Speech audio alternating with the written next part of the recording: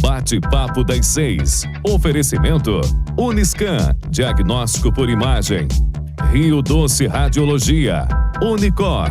Conquiste e proteja seus bens com a Pagoto Corretora de Seguros e Consórcio. Seguro e consórcio de tudo para todos. Peça sua cotação. Sua vida é feita de momentos. Momentos em família, momentos de sonhos, momentos de conquistas, momentos de realizações. E para todos os momentos você pode contar com a Pagoto Corretora de Seguros e Consórcio. Há mais de 25 anos, parceira das melhores operadoras de seguro e consórcio do país. Pagoto Corretora de Seguros e Consórcio. Seguro e consórcio de tudo para todos. Centro Linhares. Ligue 3371-2000 e peça a sua cotação. Medicina de primeiro monte em Linhares é na Unicor, um centro avançado de diagnóstico por imagem e fisiologia endovascular, acreditado para tratamento de TAV. Somos especialistas em angioplastias complexas e tratamento do infarto agudo do miocárdio, além de diversos procedimentos de neurointervenção, com equipamentos de última geração e uma equipe altamente qualificada. A Unicor é referência no tratamento de oclusões coronarianas crônicas. Unicor, unidade do coração do Espírito Santo.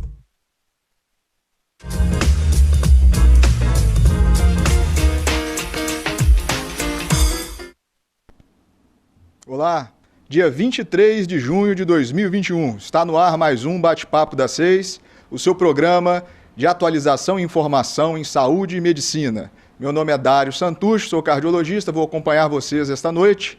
Você pode nos assistir na TV aberta no canal 16.1 em todo o Espírito Santo, na Rádio Sim FM 106.1 e também nas redes sociais, no Facebook e no YouTube, Hoje o tema é bem bacana, nós vamos falar sobre doenças neurológicas de uma maneira bem ampla, E antes de abordar as nossas convidadas, são duas excelentíssimas profissionais, convidadas, eu queria dar algumas notícias, Atualizando as notícias do dia, vamos dizer assim, da quarta-feira. Bem, o Linhares Medical Center já foi anunciado na quarta-feira passada, abre dia 2 de julho, Agora nesse próximo mês, com capacidade total, abrirá pronto-socorro e etc., toda a sua tecnologia abarcada nesse projeto. E uma outra novidade é o retorno do atendimento ambulatorial no Unicor, que é o Centro de Tratamento Neurocardiovascular, ali que é anexo ao Hospital Rio Doce. A Unicor, que era do outro lado da rua, fechou, e agora reabre a questão dos atendimentos ambulatoriais. Uma novidade legal para Linhares é que vai ter cardiopediatra, Isso que era uma deficiência de Linhares, vai contar com André Loss, que é cardiopediatra, também atendendo ambulatorialmente ali na Unicor, anexo ao hospital. Bem, vamos falar sobre doenças doenças neurológicas, E nós estamos hoje aqui, lá do lado esquerdo, lá na ponta esquerda, com a doutora Amanda Canal Rigotti, que é neurologista. Seja muito bem-vinda. Obrigada, boa noite. Isso aí.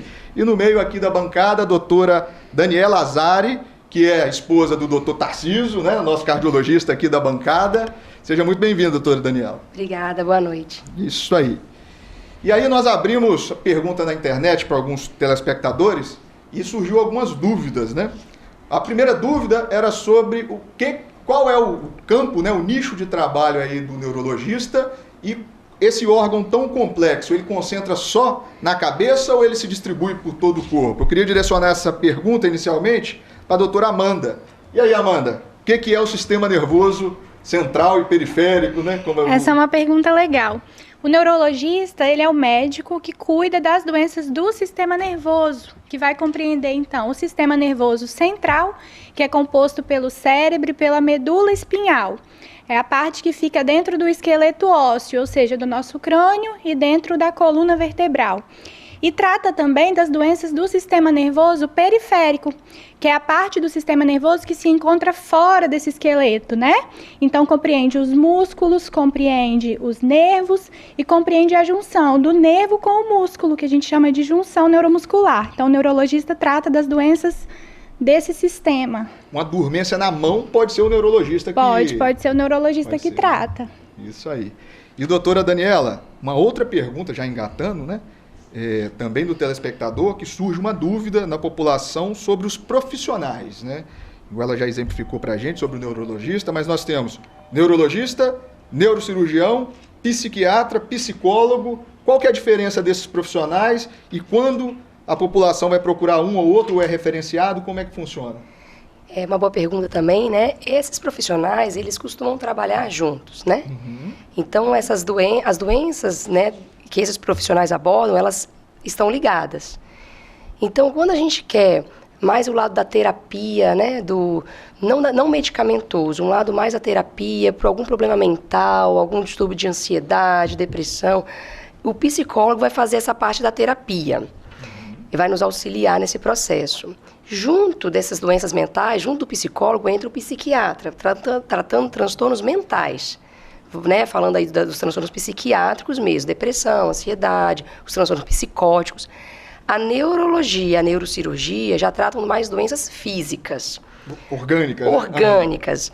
Não que as mentais não estejam envolvidas, né? Mas seriam as doenças orgânicas, físicas, né? Então, a neurologia sem a parte cirúrgica, né? A parte de dor de cabeça, que é a cefaleia, de crises convulsivas, de AVCs, as doenças neurodegenerativas como um todo, né? O Parkinson, o Alzheimer, as esclerose lateral, a esclerose múltipla.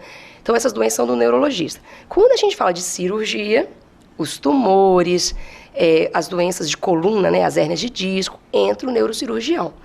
Mas esses profissionais se interligam, porque muitas vezes a pessoa tem uma hérnia de disco, muita dor, o neurocirurgião cuida, mas não precisa de operar. O neurologista auxilia no tratamento da dor crônica, o psicólogo auxilia no transtorno mental, que a pessoa que tem uma dor crônica vai desenvolver um quadro ansioso, um quadro depressivo. Então, tá interligada os profissionais. A multidisciplinaridade, né? É o que a gente fala sempre, né? Isso que é o melhor tratamento. Isso aí. Tá, por exemplo, um exemplo bem assim, eu tive um AVC, um derrame popularmente. Quem que eu devo procurar primeiro?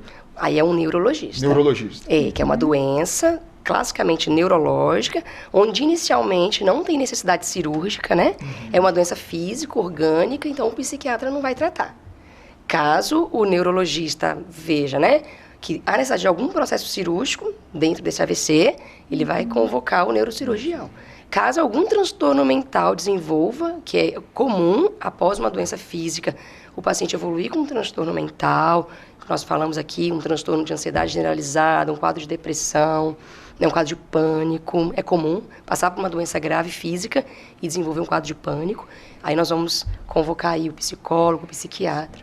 Interliga tudo Vai novamente, né? Uhum. Interessante. Doutora Amanda, qual que é, dentro do espectro de todas as patologias, doenças neurológicas, a mais comum? O que se mais vê no seu consultório? Eu acho que disparado é queixa de dor de cabeça, né, Daniela? As cefaleias aí são o carro-chefe do neurologista. Não que outras condições também não sejam tão comuns. Epilepsia é bastante comum, paciente com tremor, com Parkinson, queixas de esquecimento, Alzheimer também fazem parte do nosso dia a dia, mas disparado acho que é dor de cabeça. Dor de cabeça. Tá, um mito da minha profissão, por exemplo, da minha especialidade, cardiologia. Pressão alta dá dor de cabeça? Pode dar. Pode dar, né? Pode sim. Especialmente uma cefaleia, né? Uma dor de cabeça que seja mais na região da nuca, região posterior da cabeça, associada, né, com a medida de pressão que vai estar aumentada junto com a dor, concomitante com a dor. Mas possível pode isso? Sim, é possível. Uhum. E quais... A cefaleia, ela tem tipos, causas? Explica um pouco mais pra gente aí do espectro da cefaleia. Ou é só enxaqueca, que é muito comum, né? Uhum. Qual que é a cefaleia mais comum? Primeira grande diferenciação que a gente gosta de fazer é dividir as cefaleias em dois grupos, em primárias e secundárias. As cefaleias primárias são aquelas onde a dor de cabeça em si é a própria doença. Uhum. E as cefaleias secundárias é quando a dor de cabeça ela é simplesmente um sintoma. Então, as cefaleias secundárias, por exemplo, o paciente tem um tumor na cabeça e tem como sintoma a dor de cabeça. Nas cefaleias primárias, a dor é a própria doença. Então, aí entraria enxaqueca, cefaleia tensional, as cefaleias trigêmino-autonômicas, cefaleia cervicogênica.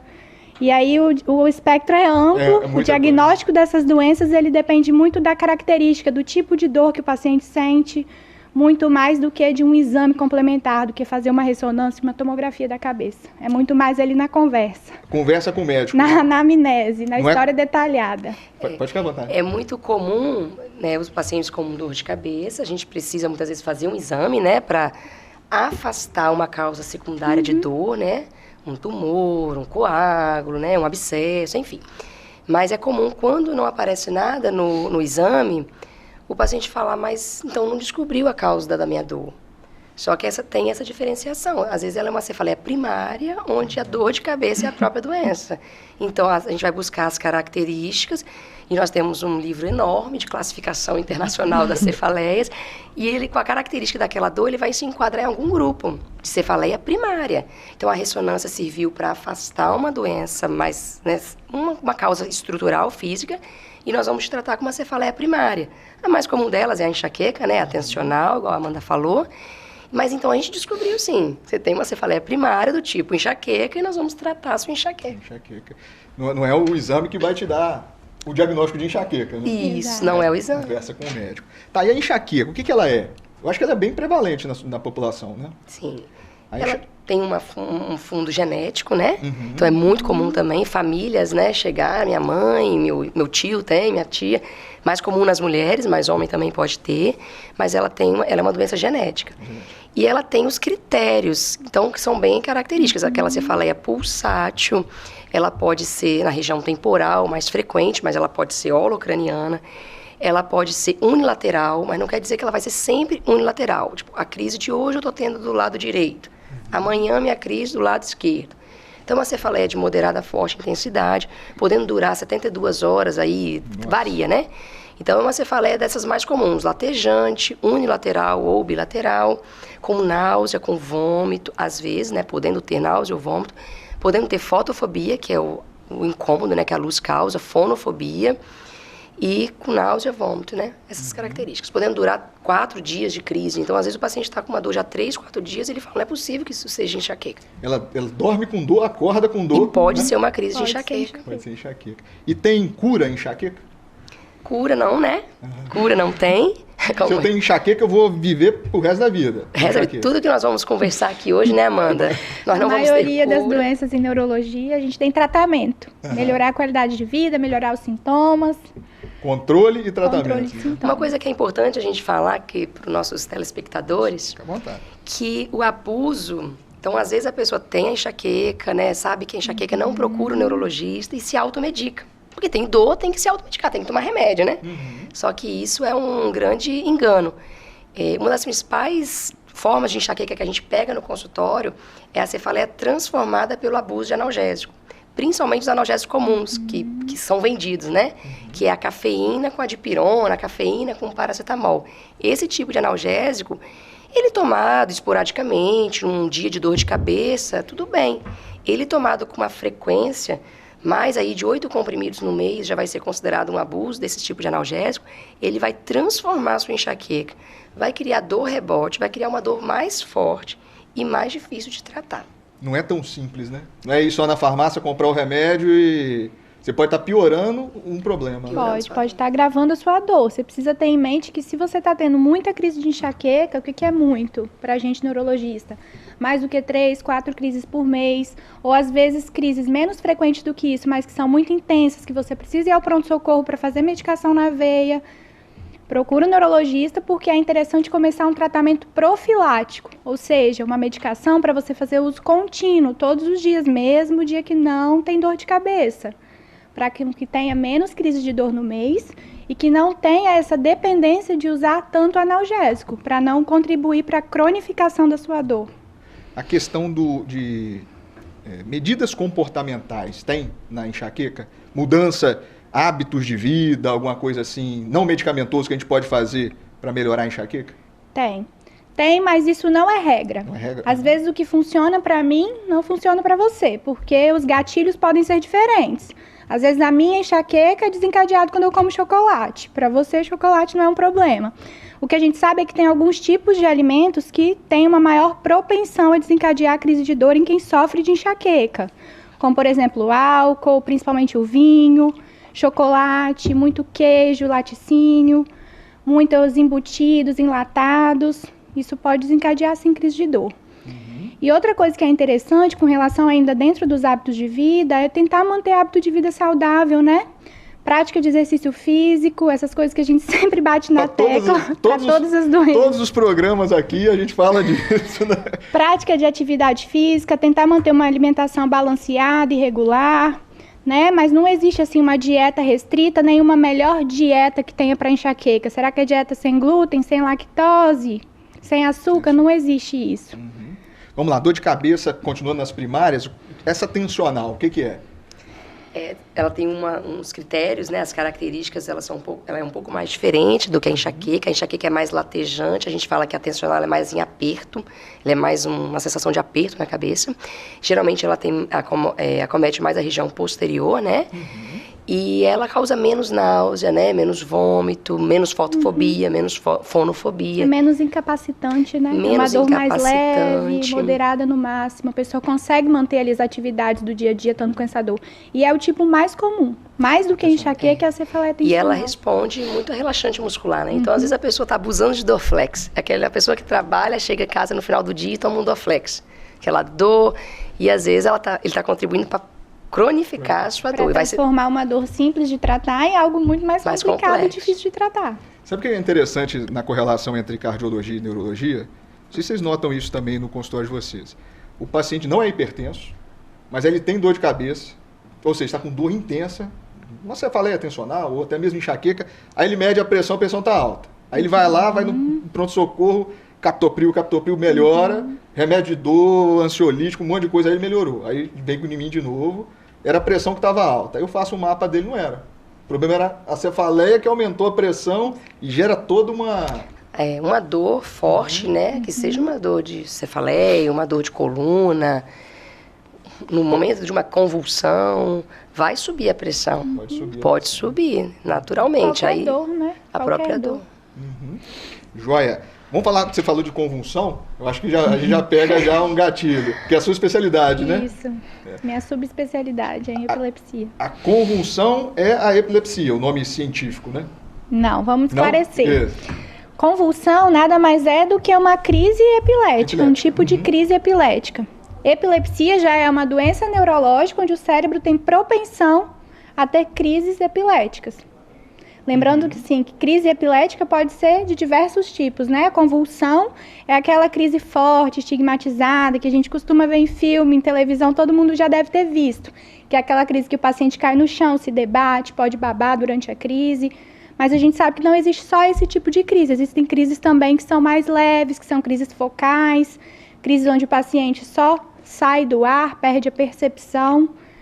Crise de ausência. Tem várias modalidades. Tem várias modalidades de crise. A criança, vou te perguntar sobre a causa, né? Mas essa questão da ausência é interessante, né? Principalmente nas crianças, né? Isso.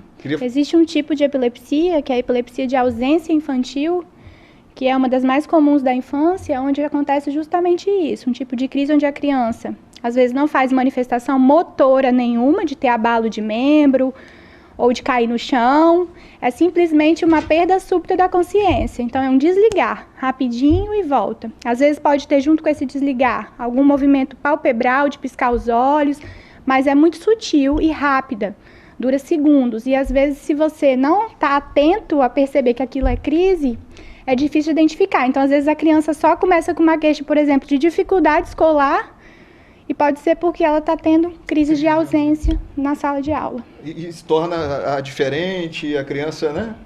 E aí cria toda essa questão. Sim. E doutora Daniela, desculpa.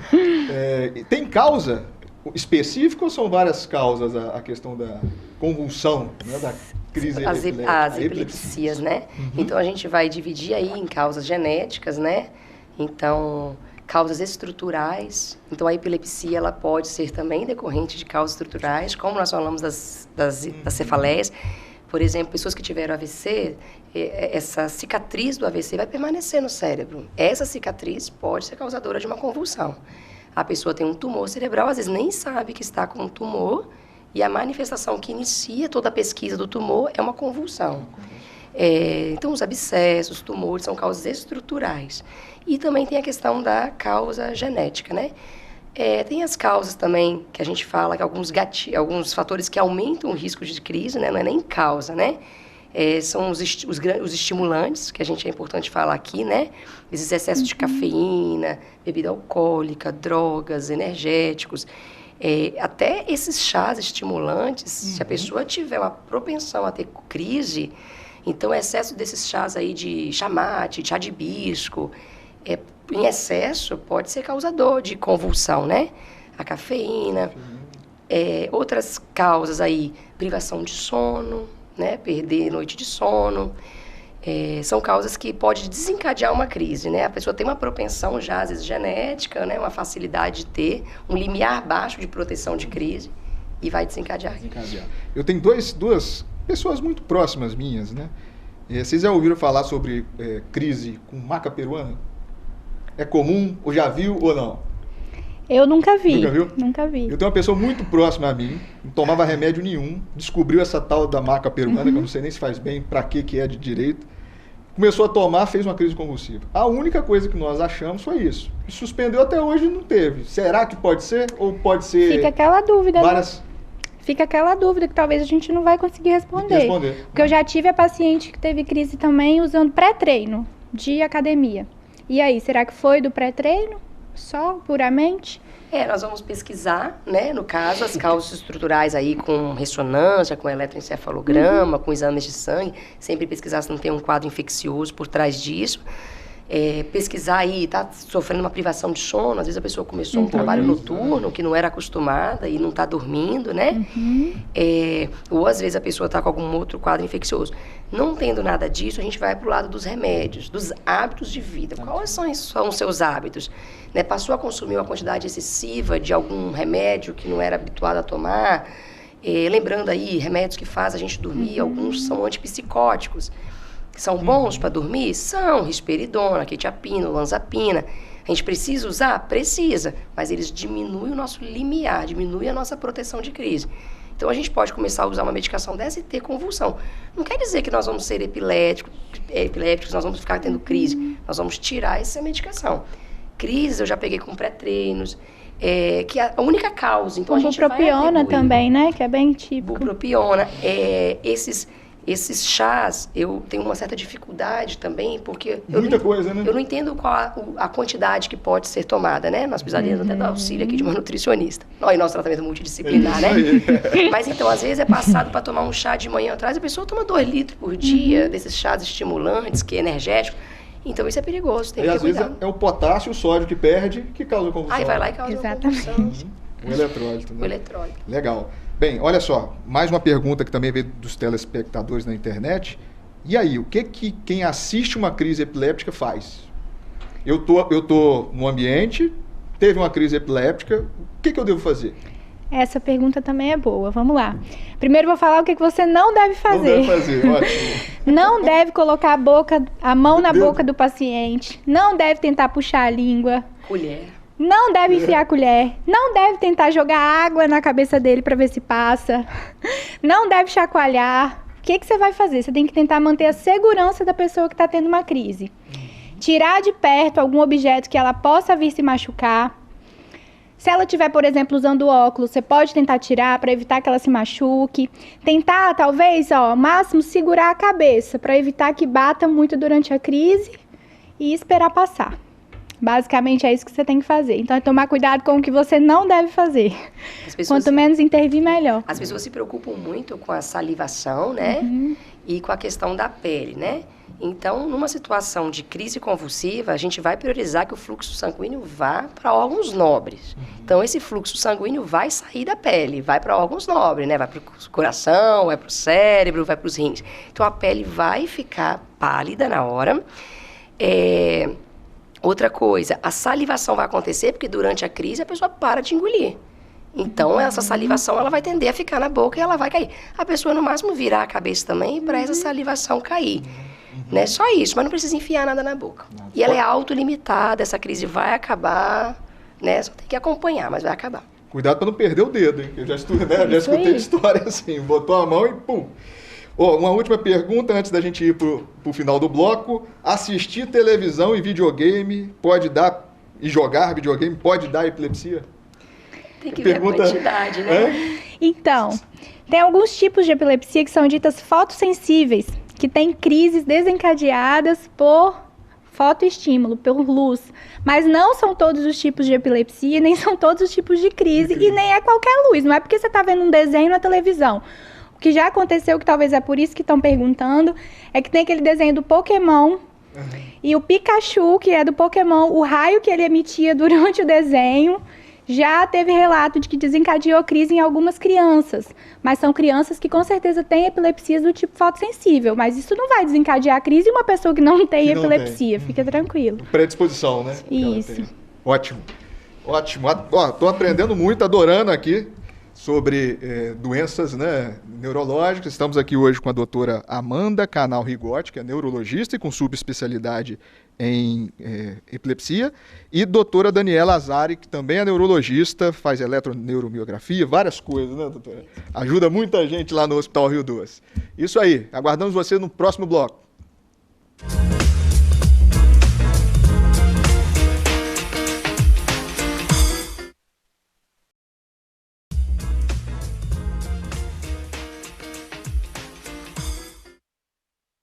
Olá, retornamos ao segundo bloco do Bate-Papo das 6, da quarta-feira, falando sobre saúde, hoje sobre doenças neurológicas. Estamos hoje com a doutora Amanda Canal Rigotti, né, que é neurologista e especialista em epilepsia, e a doutora Daniela Azari, que é especialista em neurologia periférica, não é isso? E aí, pegando esse link, vamos dizer, a gente tem muita doença neurológica periférica, né? A dormência eu acho que é uma queixa muito comum. A gente conversava agora no intervalo sobre a época da colheita, né? Que acaba que trabalha muito ali, o trabalho braçal, e tem muita dormência. Isso confunde muito o diagnóstico, né? Sobre neuropatia diabética, o diabetes pode dar isso, né? Dormência. Explica um pouquinho pra gente sobre esse aspecto, principalmente do diabetes, que é comum, e a gente vai entrando nas outras... Então essa queixa de dormência, de formigamento, né, no nosso termo a gente usa um termo médico chamado de parestesia, né? É essa sensação estranha, diferente, que queima, que formiga. Tem gente que usa o termo de incômodo. E é uma sensação muito desagradável e é uma sensação que ela piora quando a gente para o movimento. Então, enquanto está andando, trabalhando, a pessoa está até melhor, né, no começo do quadro. À medida que deita, que vai descansar, começa o formigamento e a dormência. A neuropatia diabética, ela é mais em bota, em luva, né? Ela começa geralmente pelos pés. Então, ela é mais aquela dormência, aquele formigamento em bota, e vai até o meio ali da perna, e depois vai para as mãos. E aí adormece as mãos, queima. Tem que fazer o diagnóstico, procurar um neurologista, fazer o diagnóstico, porque da dormência, da queimação, da pinicação, vai evoluir para perda de força. E aí começa a dificuldade de andar, perda da marcha. Então, precisa procurar um neurologista para fazer diagnóstico e começar o tratamento, né? Às vezes bate, perdeu a sensibilidade, bate e começa aqui todo o processo do diabetes. É muito comum isso também. A pessoa ter lesões na pele, nos dedos do pé, porque não está sentindo. Então, anda com sandálias abertas, fere, queima, vai fazendo úlcera. Então, a situação vai se agravando.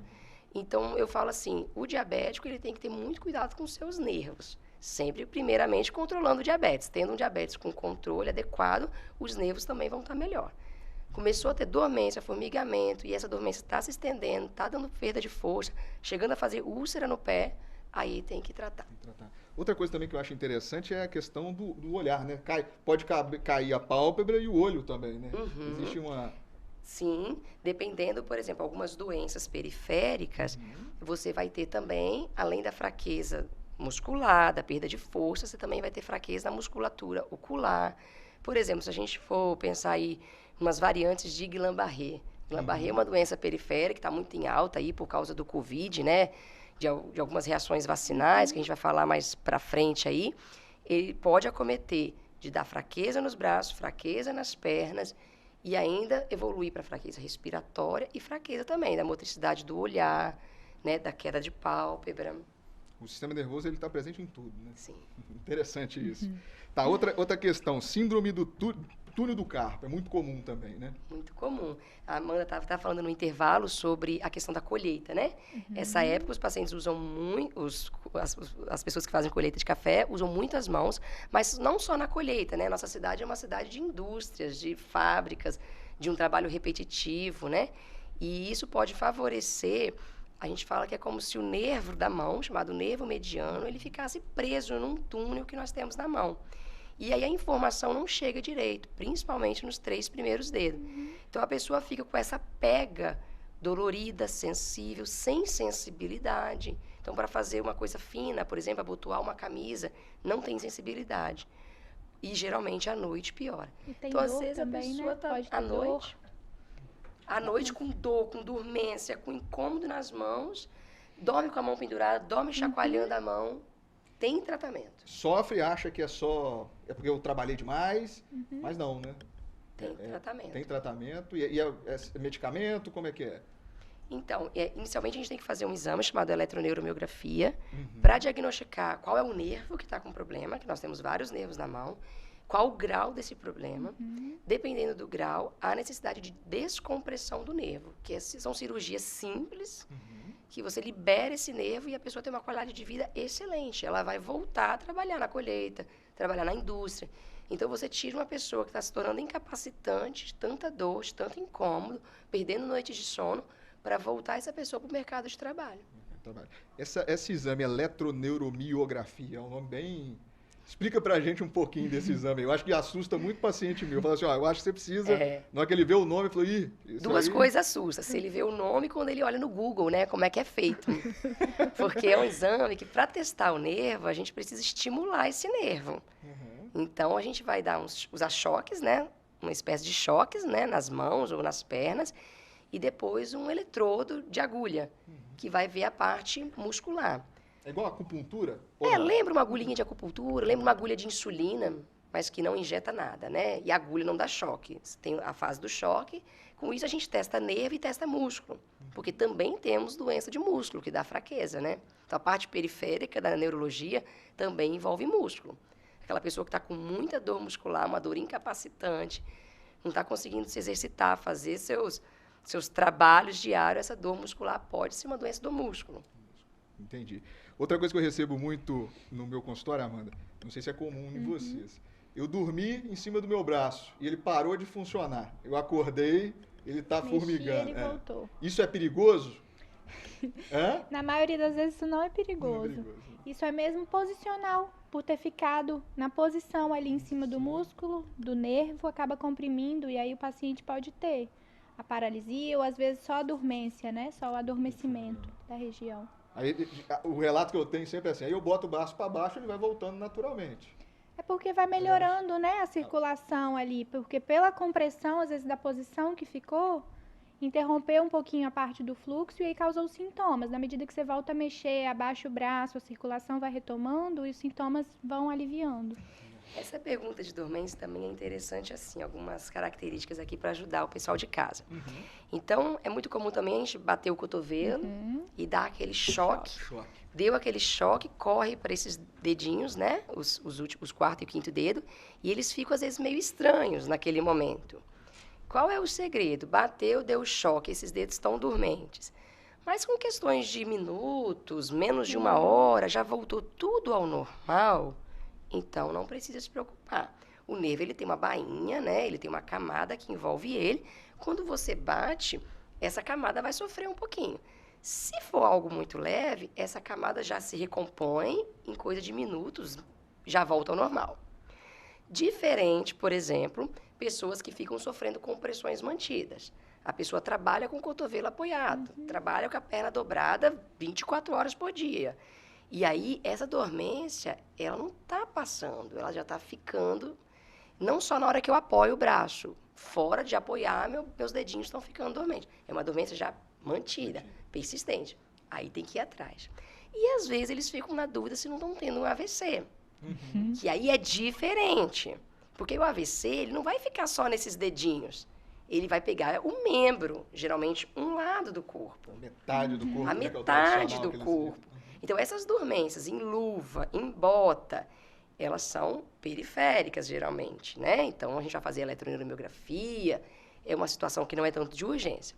Essa dormência, que ela é súbita, unilateral, e que você não está voltando a funcionar, e ela é de um lado só e pega toda uma metade de um corpo, aí tem que se preocupar, não é nervo, já é cérebro. Isso aqui, doutora Daniela, celular, tá te dando muito trabalho ou não? Tá, então, todo movimento repetitivo, o celular é um. Tem gente que fala, quando eu começo a mexer no celular, minha mão fica... As duas ficam dormentes, né? Porque lembrar que a pessoa não faz só isso. A pessoa, por exemplo, tem gente também, alguns hobbies, aí, alguns hábitos, né? Ah, eu ando de bicicleta 60 quilômetros, eu tô gastando meus nervos ali, segurando aquela bike, né? Eu ando de moto, eu fico o dia todo lá na moto. Eu sou cabeleireiro, eu tô usando minha mão. E ainda eu fico o dia todo no celular. Aí o nervo não aguenta, não. É um trabalho repetitivo intenso. Isso aí. Tênis também, tem gente que reclama muito, né? Tá. Vamos lá, a gente falou bem já dessas doenças, das questões da dormência. Vamos falar sobre Alzheimer. É muito comum no consultório de vocês? Muito comum. Queixas de esquecimento, né? Acho que antes da gente falar de Alzheimer em si, acho que vale a pena a gente falar da queixa de esquecimento. É muito comum e às vezes o que a gente precisa ter sempre em mente é que antes de falar, né, que é um Alzheimer, que é uma doença neurodegenerativa, a gente tentar entrar um pouquinho nas causas que são tratáveis ou reversíveis de esquecimento. Que às vezes algumas deficiências vitamínicas, às vezes problemas de tireoide, hipotireoidismo principalmente. Outra coisa que é muito comum, transtornos de humor. Quadros de ansiedade e de depressão, eles vêm associados com queixas de esquecimento, porque a ansiedade e a depressão em si altera, né, o funcionamento cerebral a nível de redes que coordenam a nossa atenção. Então, acaba prejudicando na memória. Então, são sempre diagnósticos diferenciais que às vezes são até mais prevalentes, né, Daniela, do que o Alzheimer em si. Sim. Principalmente em pacientes, às vezes, mais jovens, da casa aí dos 40, 50 anos, que chegam para a gente já queixando de esquecimento, quando você vai investigar a fundo, tem um quadro aí por trás de humor. A categoria é demência, né? E esse nome ficou muito estigmatizado, né? Eu acho que as pessoas não gostam desse nome, né? Acho que por vários motivos, né? Mas quando você fala assim, você tem um tipo de demência, parece até que você está ofendendo o paciente, né? Tem outros tipos de demência ou só o Alzheimer? Tem vários, né? Quando você fala demência, nós temos diferença entre esquecimento e demência. Isso, explica isso então, pra gente. Esquecimento é o que a Amanda falou. Nós podemos esquecer um objeto num lugar, esquecer o nome de pessoas, esquecer onde deixou o carro. Isso é esquecimento. Demência é uma doença onde o esquecimento vai fazer parte, mas você vai ter outros domínios perdidos. Então, a sua funcionalidade vai começar a ficar prejudicada, né? As suas habilidades vão ficar prejudicadas, então, habilidades financeiras, habilidades, né, de fazer compras, ou né, mexer com a economia, até habilidades de cuidar do seu próprio medicamento, de cuidar da cozinha, de cuidar da sua casa. Então, a demência, quando ela começa, ela não é tão boazinha de só pegar para você esquecer. Você vai esquecer, mas vai começar a perder todas as suas funções, mesmo num grau leve. A sua agilidade, capacidade de gerenciar o que você gerenciava antes. Então, isso é demência. A autonomia da vida Exatamente. Altera, né? A demência tem o comprometimento funcional, da funcionalidade, da sua autonomia para dia a dia. Isso é um quesito necessário para a gente falar em diagnóstico de demência. Às vezes, eu estou numa situação, é só um hipotireoidismo, por exemplo, algo que você trata e resolve, né? Isso. Outras vezes são... Sempre quando chega uma queixa de esquecimento é uma coisa. Uhum. Quando chega uma demência, a gente vai buscar sempre uma causa tratável. Porque quando a gente fechar um diagnóstico de uma doença neurodegenerativa, né, tem várias causas de demência. Neurodegenerativa, a gente já não tem a questão da cura. Então, se a gente tiver uma causa tratável, então, por exemplo, no alcoolismo, é comum a deficiência de tiamina. Então, às vezes, o paciente está com alcoólatra, uma tiamina zerada, está com um quadro demencial, que poderia ser uma demência irreversível, e a reposição dessa vitamina vai resolver, vai, pelo menos, parar a evolução do processo. E aí nós temos causas tratáveis. Deficiência de vitamina B12, né? Tireoide, como a gente falou. Quando a gente detecta que não tem causa tratável mais, a gente vai para as doenças degenerativas. E aí que tem características. Demências por corpos de Levy, demência frontotemporal, demência do tipo Alzheimer. Que aí nós vamos entrar nessas doenças que não temos cura. Mas temos como melhorar a qualidade de vida. Qualidade de vida, né? E qual que é o aspecto... Eu acho que o Alzheimer é o mais famoso, né? Eu acho que é o que mais... É o mais prevalente, né? Interessa, o mais comum. Interessa a população e parece que está aumentando os casos. Vocês acham que o número, a prevalência de Alzheimer vem aumentando ou a gente está fazendo mais diagnóstico que não fazia antes? Eu acho que a população está vivendo mais, né? Uhum. Começa por aí, uma população que está envelhecendo mais e ela está envelhecendo com acesso à saúde. Então, nós estamos numa época que, antigamente, você tinha idosos que a expectativa de vida era menor e não tinha tanto acesso à saúde quanto nossos idosos de hoje. Então, o diagnóstico está sendo mais feito mesmo. Mais feito, né?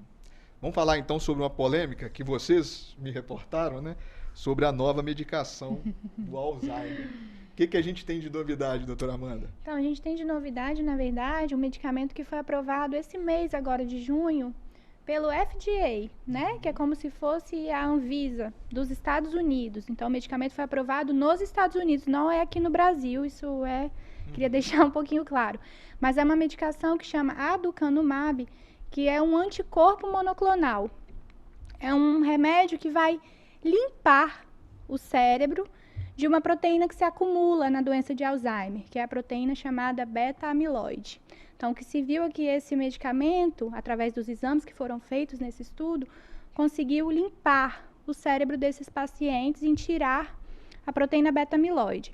Lembrando que o estudo aprovou a droga nos Estados Unidos, mas para uso em demência de Alzheimer de leve, ou seja, quando tem um prejuízo da funcionalidade muito precoce, ou seja, para casos bem iniciais de doença, ou para casos de CCL, que é o comprometimento cognitivo leve. O que é isso? Onde o paciente ele já tem um quadro de esquecimento que vai além do usual para a idade, ou seja, chega a alterar os testes de rastreio cognitivo que a gente aplica, mas ainda tem funcionalidade preservada. Não atrapalha ele no dia a dia, mas ele já tem um sintoma que está ali além do esperado para a idade dele. Então, a medicação foi testada nesses pacientes, não é para casos de Alzheimer moderados, avançados. Até teve uma polêmica importante ao redor, né, da aprovação dessa medicação pelo FDA, porque a melhora ela foi discreta, foi muito sutil. Melhorou muito mais no exame que foi feito de PET, da cabeça desses pacientes, o exame melhorou muito, mas clinicamente a melhora foi frustra, foi pequena, o tamanho de efeito foi pequeno.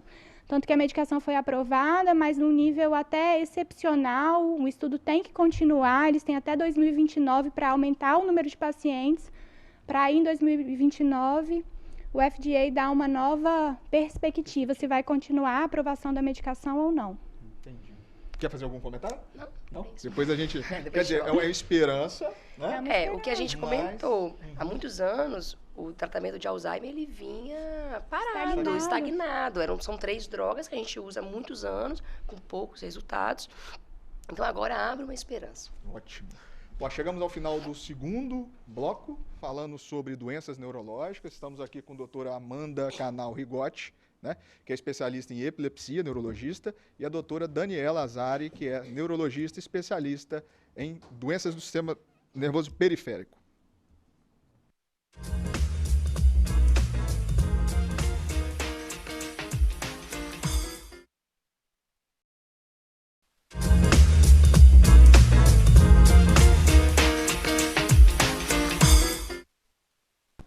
Retornamos para o terceiro e último bloco do Bate-Papo das 6, da quarta-feira, falando sobre saúde, hoje falando sobre doenças neurológicas. Nós estamos hoje aqui com a doutora Amanda Canal Rigotti, que é neurologista, e a doutora Daniela Azari, que também é neurologista.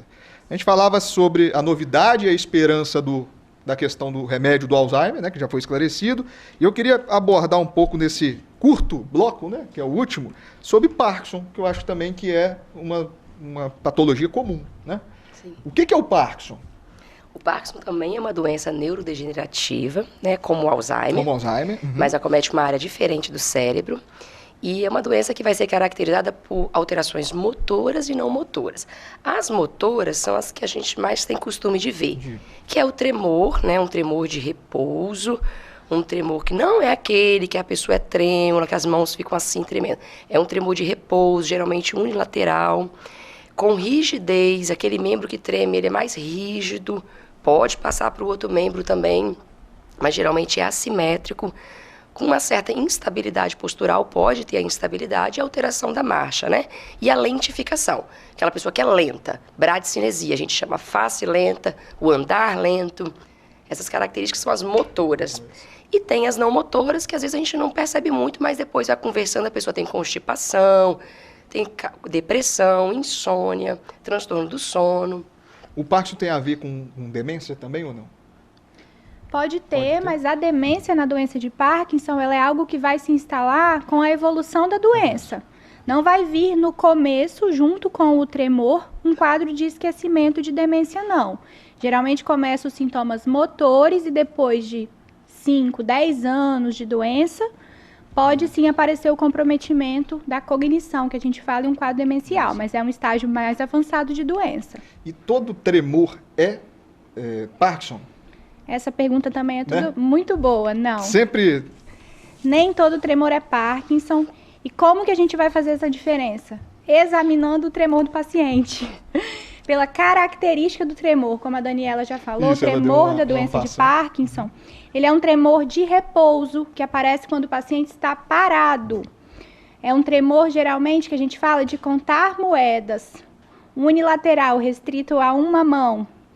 Certo? Já o outro tipo de tremor, que também é comum, que é até o tremor mais comum que existe, que é o tremor essencial, que também tem um pico bimodal, pode começar em pacientes na mesma idade do Parkinson, por volta dos 60, 65 anos, ele vai ser um tremor muito mais de ação, quando o paciente vai fazer algum movimento, ao segurar uma xícara, ao pegar um copo, e ele é uma frequência um pouquinho mais rápida, então a gente tem que examinar. Além disso, na doença de Parkinson, não basta ter só o tremor isoladamente, ele tem que ter pelo menos algum outro sintoma. A gente fala que ele, para ter uma síndrome parkinsoniana, ele tem que ter bradicinesia, que é a lentificação de movimentos, junto com pelo menos um dos outros sintomas, que aí pode ser tremor, instabilidade postural, alteração da marcha. E mais uma pergunta, sempre eles perguntam sobre cura, né? O diagnóstico é clínico, né? Clínico. Tratamento, tem cura? Não tem cura, mas a gente fala assim que o tratamento do Parkinson melhora muito a qualidade de vida.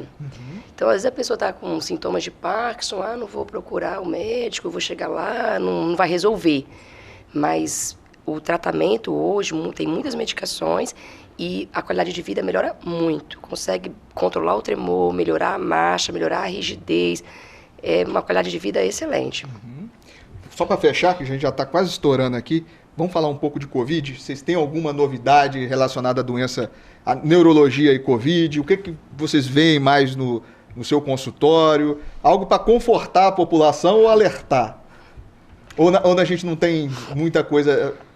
Novidade, eu diria que não. O que a gente sabe é que os pacientes que tiveram Covid, eles têm a chamada síndrome pós-Covid, que inclui sintomas neurológicos muito comuns.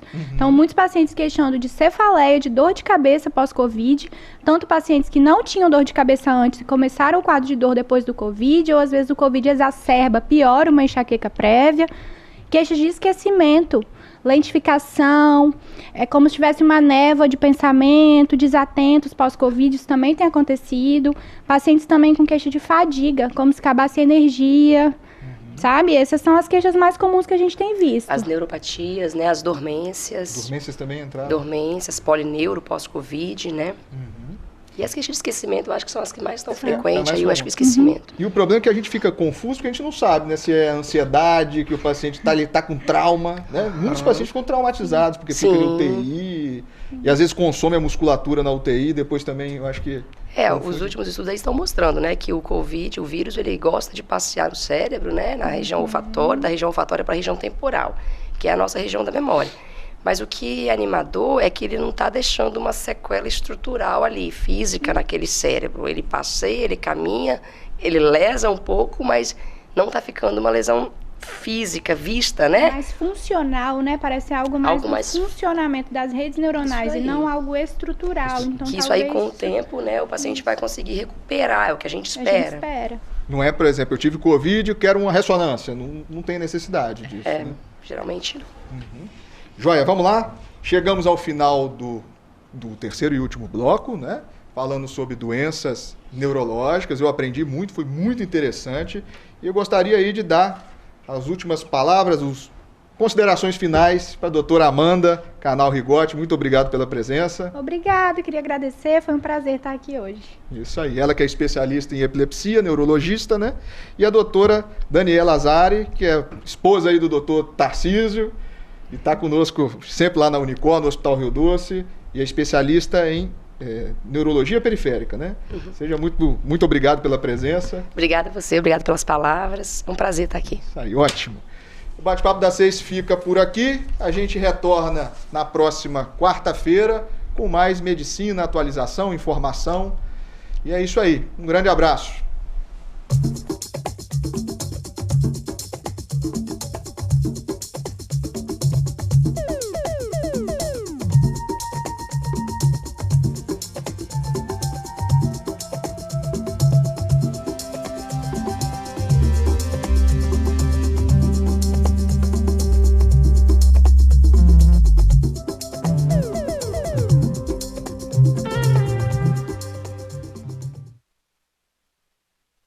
Bate-Papo das 6. Oferecimento Uniscan, diagnóstico por imagem.